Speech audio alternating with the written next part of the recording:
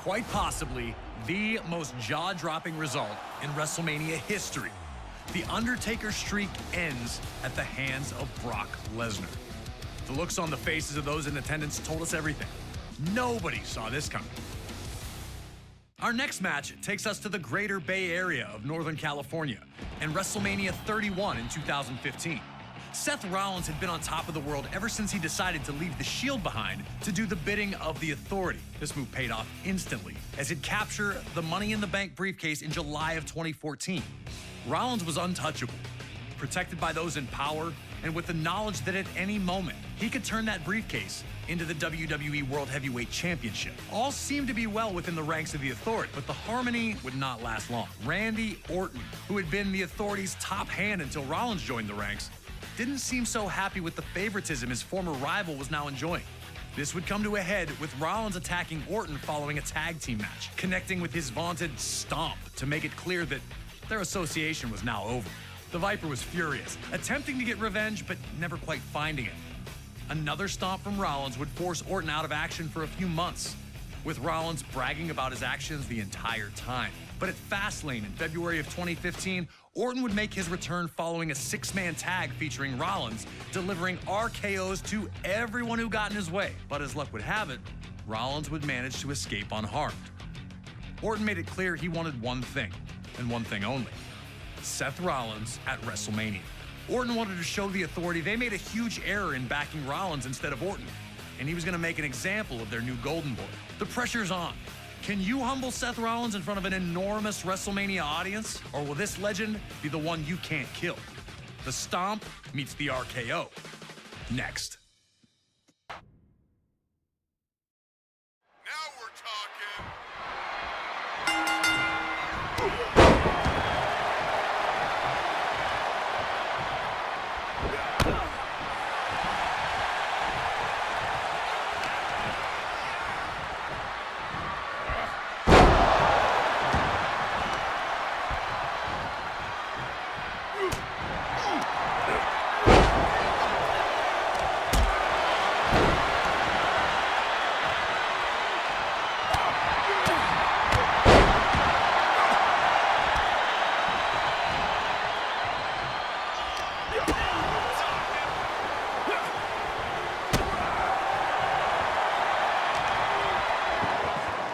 Orton and Rollins struggled early to take command of the match, mirroring the two had while both associated with the show off. Rollins, on the other, victory over Orton would send a message to the roster. This meant almost when Orton followed was Rollins' arrow who'd make the next Rollins around the ringside where Rollins' hot shot on the ropes. Just like that, Rollins had neutralized Orton's offense and looked ready to pour it on further.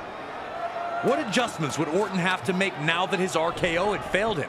And would he be able to make them in the moment against Rollins?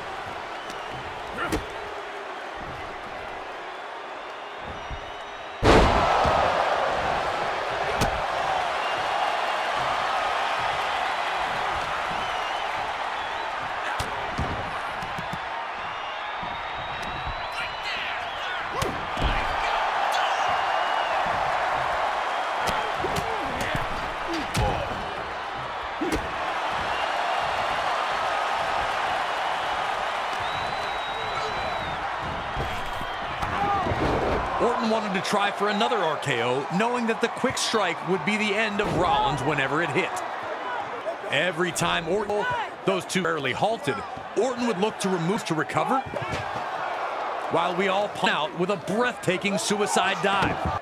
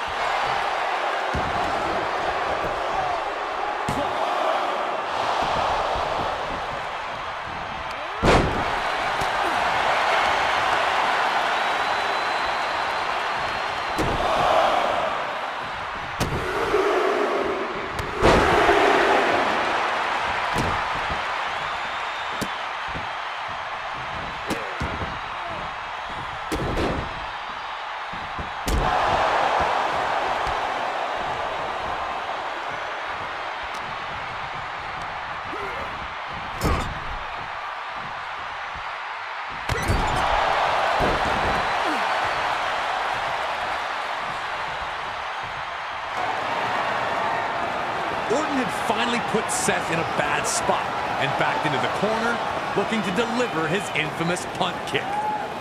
But like they had already, Rollins' security ran back KOs for their trouble, once ceasing all of Orton's pressure with a stomp. The same stomp that had taken Orton out of action for months.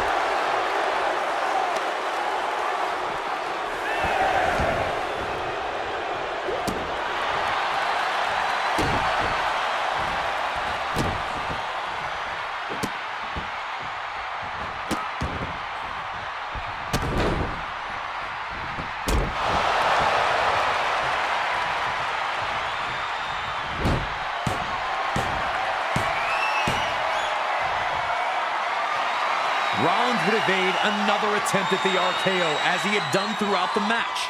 But then, in a moment that will play in highlight reels, fist RKO stops Seth Rollins in his tracks. Out of nowhere. Randy Orton's perseverance allowed the RKO on multiple occasions when the